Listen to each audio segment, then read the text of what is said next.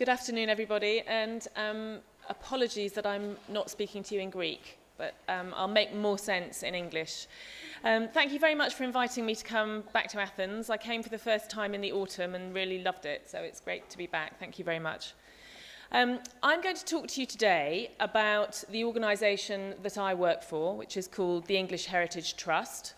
And I'm going to tell you about the job that we're doing and about some important changes in the way that we're working. English Heritage, is this right? English Heritage is the name of the organisation that cares for this monument, Stonehenge, which I assume you all recognise, but a lot more besides. We're responsible for about 420 historic sites, and these were taken into state control over a period of about 100 years. So just over 100 years ago, the government decided that in order for these very significant sites to be protected, they would take them into control, and from then on, these sites had to be preserved, conserved, and made accessible to the public. And just a few words about what that looks like. What are those 400 sites made up of? They are very wide-ranging in date and in type. We have a lot of ruins. So we look after a lot of prehistoric sites, stone circles, barrows, commemorative structures, Roman sites, other kinds of prehistoric forts, medieval abbeys, and a few, not many, a few historic houses. But the majority of our sites are sites which do not have any roofs. So that's important. For the English weather, that's important because it means we are dependent on the weather very largely, and I'll come back to that a bit later. We also look after 500,000 historic artifacts, prehistoric flint axe or a Rembrandt painting, very wide-ranging, but artifacts that are associated with the properties, the historic sites that we look after. And so we are a little bit like a huge outdoor museum with a very big, substantial collection of objects to think of as well. Of our historic sites, we charge an entrance fee for access to about 170. The remaining 250 sites are free because it's not worth our while to try and charge for them. So anybody can go and visit those. But the 170 we charge for, and we also operate a membership scheme, which I'll come back to. So the range of the sites we have, very quickly, just to give you a flavour of the kinds of places that we're looking after. This is a Bronze Age iron hill fort, Maiden Castle. It's a free site, so anybody can go and visit it and not pay anything. But it's a really significant site. It's the largest of its type in Europe. It's the size of 50 football pitches, and a lot of visitors go to it. But we can't possibly try and put a fence around it and charge for access, so it's free. Hadrian's Wall. We look after a large part of this Roman site in the north of England, separating, as it was then, England from Scotland. This is an example of one of the medieval abbeys we look after. And we have many medieval castles, mostly, as I say, without roofs, but very interesting. Goodrich Castle has a very important history from the 13th century. It's one of our smaller sites, but nevertheless, we have a lot of visitors to it every year. Then finally, just another example. This is one of the small number of historic houses that we look after. It is in Kent. It's just on the edges of London, and it's the house where Charles Darwin lived. It's a very family, homely house. He loved his children. He did experiments in the garden. He had a special path he walked every day to think his great thoughts. and we look after this house. So it's an example of somewhere which has a very close connection with a very important historical figure. The house itself is not a great house, you know. It's just a typical Victorian villa, but it's important because of who lived there and what he contributed to society. So that's an example of the range we have. Okay, so what's happened in the last month, so from the 1st of April, is that the status of English heritage has changed. We used to be a government agency. So, as I was saying, the government took all these sites into its control, and for 100 years, the government directly managed those sites, funded their conservation and their presentation to the public, and that has continued until this year. But that has now changed. So we are now functioning as an independent charity. What's happened is that the government still owns the sites, but it has given English Heritage a license to operate those sites for 8 years. And within 8 years, we have to become self-funding. So during that time, we will get decreasing funding from the government, but we will be expected to be generating more income in order to become self-reliant by 2023. And again, I'll talk a little bit more about that in a minute. But a very important part of this arrangement is that we have been given a one-off grant of £80 million to start up. Now, of that 80 million, we have to spend £52 million on addressing the worst of our conservation defects.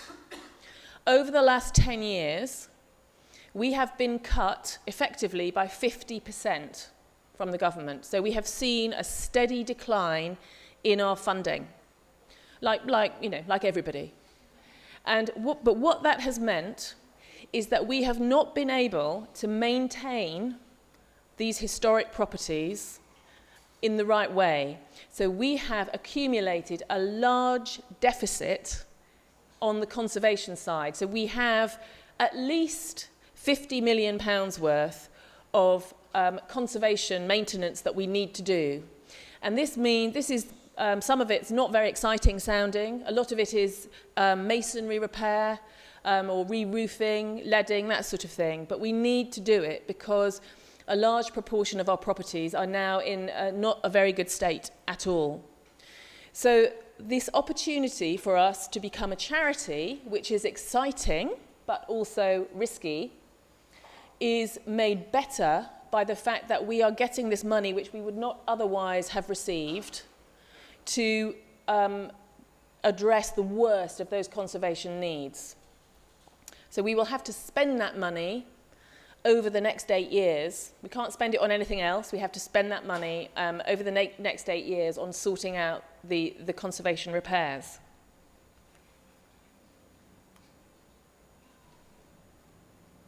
Okay. Oh, no, don't want that. I want the previous one. Thank you. So here are some headlines about what we have to achieve by 2023. And on the left of the slide is the target per year. And on the right-hand side, in red, I've included what we're managing to do at the moment. So our most recent figures for comparison. So I hope you can see that over a period of 8 years, it's a prudent plan. We're not being too ambitious. We are being ambitious, but not too ambitious. So what we need to do is increase our annual visitors to 6.4 million, our membership to 1.2 million, that's from just about 800,000 per year. Our total earned income per year needs to get up to 105 million. And we need per year to raise from other sources £9 million to help us invest in the projects that we will need to do to help generate more visitors, engage more members, retain more members. So that's what those are the headline figures. And as you'll see, a very important part of our plan depends on us engaging and retaining a lot more members. Now, until now, we have not really done any off-site membership acquisition. We have tended to encourage visitors to turn into members. So there's a lot more we can do in terms of selling membership away from our sites and using digital possibilities far more to do that. So a large chunk of that increase is predicated on us achieving what we need to do in terms of off-site acquisition. The other point is about fundraising. We need to raise, as it says here, £9 million per year from other sources to help us, because one of our work programs, alongside our conservation repairs, one of our work programs is to constantly invest in and refresh and improve the presentation and the facilities at our sites. Because if we don't do that, we just lose visitors. It all falls apart. So, but to do that, we don't have enough money from the government to spend what we need to spend every year. So we need to match what the government has given us in order to invest as we need to invest. Now, up to this point, we have been very successful in raising money from trusts and foundations, and particularly from the Heritage Lottery Fund in the UK, which is about the only thing in the UK which is very wealthy. Because people, as the economic climate gets worse, people buy more and more lottery tickets. So we have this situation where Heritage Lottery Fund has lots of money to give away. And we are good at getting money from the Heritage Lottery Fund. We are less experienced at getting money from major donors and from corporate sponsors. And so those things we will have to build on. Those are the challenges for us in the next few years. So yes, the building blocks for us, increasing visitors and membership, increasing earned income, investing, so that money, we have to have spent all that 80 million, and we have to have spent part of it on conservation, part of it on improving the presentation of our smaller sites and our free sites, and part of it on what we call the capital programme, which is where we invest in sites to make them better. Increasing fundraising and, of course, cutting costs. Now, I mentioned that part of the reason for doing this at all is because we get this money to address the conservation deficit. The other important thing to say is that the timing of this, we're doing this at a moment where we have established a good record in terms of improving in all those areas that we're going to need to improve more. So I'm showing you here our visitor figures for the last 10 years, and they have been steadily rising. So we're not starting from nowhere. We have established ourselves as an organisation who can improve what we're doing and interest more people in our sites.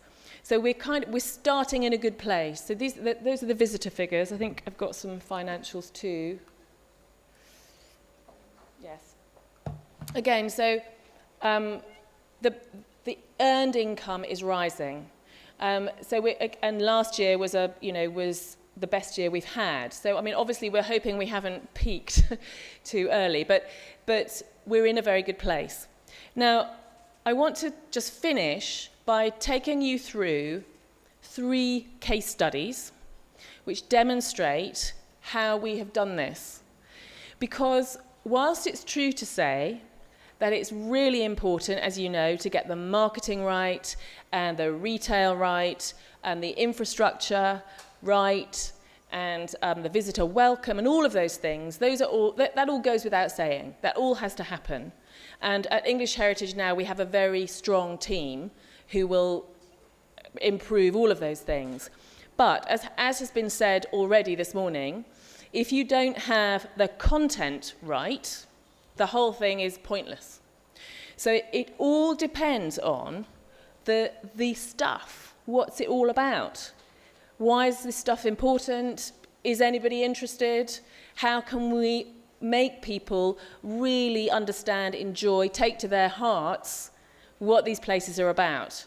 And if we don't do that, we fail. So, I'm going to talk about Dover Castle, Kenilworth Castle and Garden, and finally about Stonehenge, because I think these three sites just give you a sense of how we work. The crucial thing when we're improving on the presentation of these properties is that everything we do is rooted in good scholarship. So we're not making it up. Anybody can do that. You know, we could hire out Dover Castle to a film company and they could give you a fantastic experience, but it wouldn't be based on historical truth. Well, you know, it wouldn't be authentic. So that's really important. Now with Dover is perhaps our biggest castle, maybe. It's been in constant occupation since it was built, so over 1,000 years. And for almost all of that time, it's had a very important strategic military function. So there's a huge period of continuity in terms of its purpose. The keep, the 12th century keep, which I'm showing you, well, I did show you, that was the slide, there we go, is roofed, so that's good.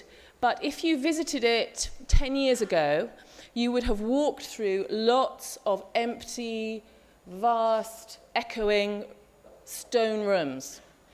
And if you were an expert on castles, you would think it was wonderful.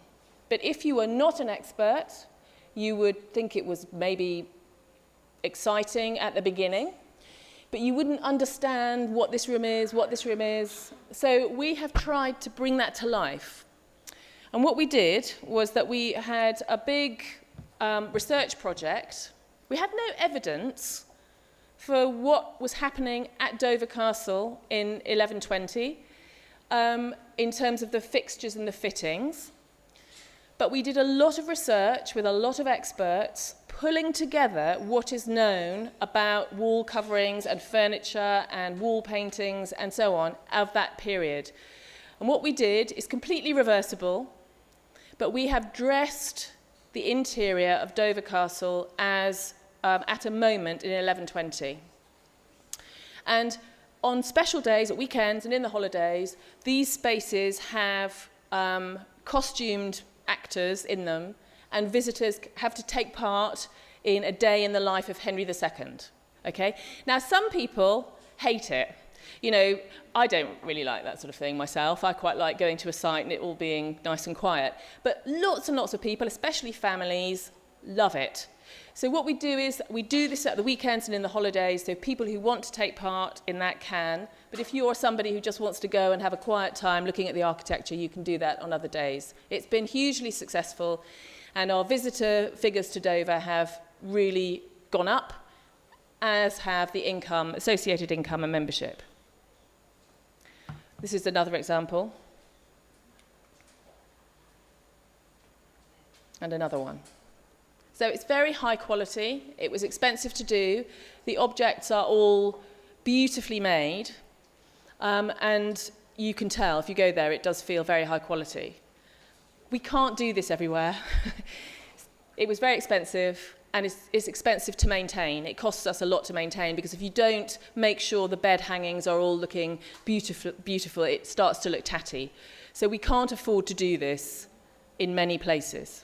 But the principle of the approach is good nevertheless. Okay. Now, Kenilworth Castle. This is in the middle of England. And in the Middle Ages was a hugely important castle and very influential. In the 16th century, it became the property of the Earl of Leicester, who was a courtier in Elizabeth I's court. And he wanted nothing more than to marry Elizabeth I. And he tried for years to get her to marry him, but she was a very clever lady, and she never said yes. And he used to invite her to Kenilworth, to this castle, and entertain her. And when she came, she only stayed there for 15 days. But during that time, for that visit, he built her a huge apartment, 5-story apartment with great rooms and a dancing hall and so on. And he created for her a garden. And it was a garden that only she was allowed to go into. Now, the slide shows you the ruins of the castle. So we're not going to repair the castle, the ruins of the castle. And in front of the castle, it shows you the garden as we have recreated it. Now, she was the only person allowed to go into the garden. We have no pictures of the garden, which was destroyed by about 1600. But a naughty courtier went into the garden one evening. He wasn't supposed to be there, but he snuck in, and he wrote a letter to a friend saying, I saw the garden. And it had in it a wonderful fountain, and it had in it birds, and he described the garden. So that's brilliant. So we have the letter.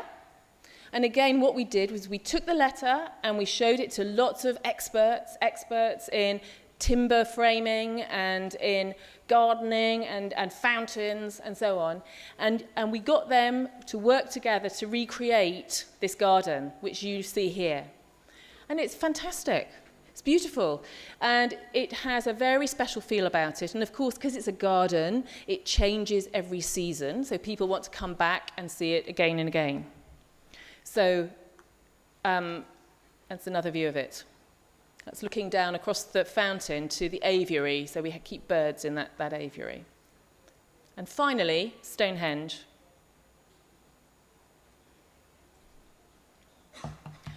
So you all know this. I don't know how many of you have visited, but almost everybody knows what this is. If you have visited in the last 10 years, you'll know that the visitor facilities were very poor, very cramped. We get over 1 million visitors a year, and it was not a nice experience at all. And also, it meant that the catering, the cafe, and the shop, they were too small, they weren't very nice, so we weren't actually making enough money from the high number of visitors that we have. So a big project that's taken a long time has recently completed to improve the visitor facilities at Stonehenge. And this has involved building a new visitor centre away from the stones and trying to do more to make the monument understandable to the public. Stonehenge is a place that has a lot of mystery about it, a lot of theories about what it was for. All kinds of strange people think it belongs to them. There are lots of druids and pagans who believe it's theirs. And so twice a year at the solstice and the winter solstice, we have a ceremony where the druids can come and use it free of charge. But actually, we still don't really know what it's for. And we didn't know anything about the people who made it, who used it. So it has an iconic status, but one that is removed from real people and real Stone Age people. So we wanted to try and address that. The other thing is that what we are unable to do, because of the large number of people who come every year, we can't let everybody go inside the circle. Everybody wants to go inside the circle, and we just can't let them do that because the whole thing would fall apart. So most visitors only see the circle from the outside. They have to walk around the outside. You can go on a special tour early in the morning or in the evening, but you have to pay more to go inside, and we have to keep the numbers down. So part of what we wanted to do was to talk about the people who had built Stonehenge and how they used it, and also to try and do something about the fact that people can't get inside it. So this is the new visitor centre. and it's about a mile away from the stones. So it's very subtle building. It looks good in the landscape. It's not a great big statement. It sits lightly in the landscape, and also it gives us the room to have a large shop, a large cafe, and a large exhibition centre.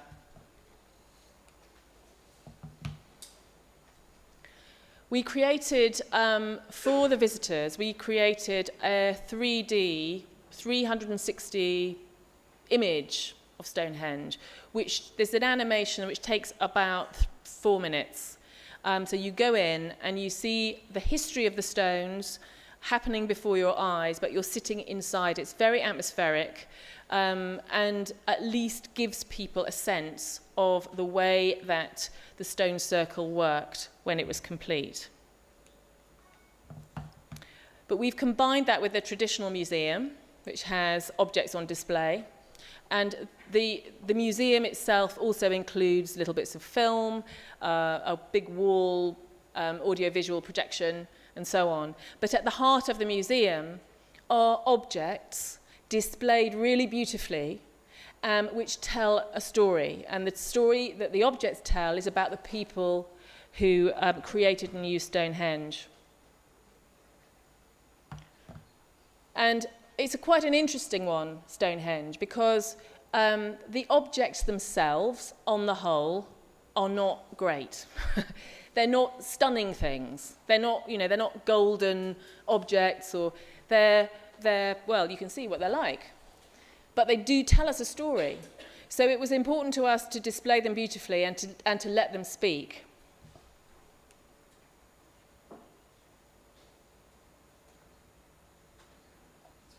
Is it moving?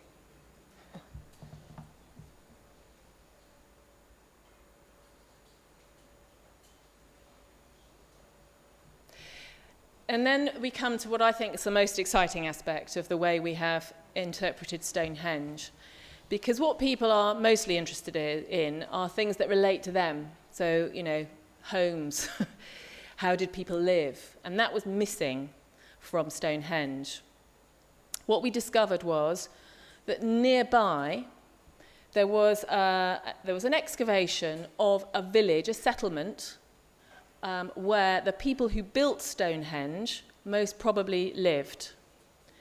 And what we did was we worked with the archaeologists and volunteers to do some experimental archaeology, so that we took the footings of the houses, the Neolithic houses, and we worked with volunteers over a summer to experiment with how you could use that information to create a house, using the kind of materials that would have been available. We tried lots of different things, and what you see on the screen is what we ended up with. So we did a trial the season before the visitor centre opened at another site where we could experiment with what would work, all done by volunteers, but led by experts. And then when we were happy that we had a good result, we built 5 Neolithic houses at Stonehenge, and they are incredibly popular.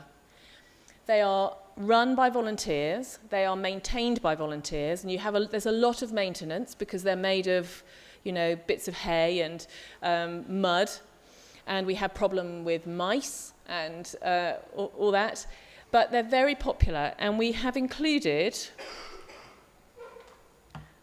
here's some volunteers to show you.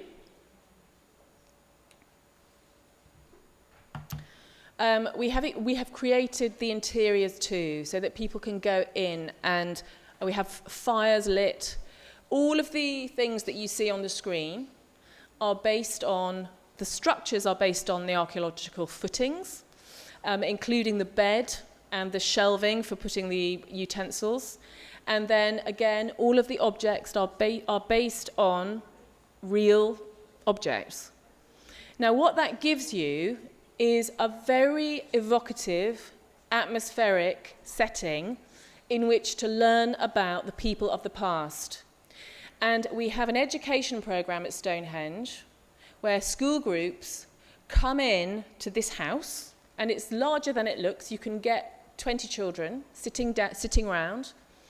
And then we have an object-led session in which children are given Neolithic objects, but things that speak to us today, like pots or shoes or a knife or a bit of grain, and then they learn about how those objects were used. But they're learning that sitting on the ground in a building which has a smell of wood smoke and has a feel of the past. And it's completely brilliant. It's very, very successful.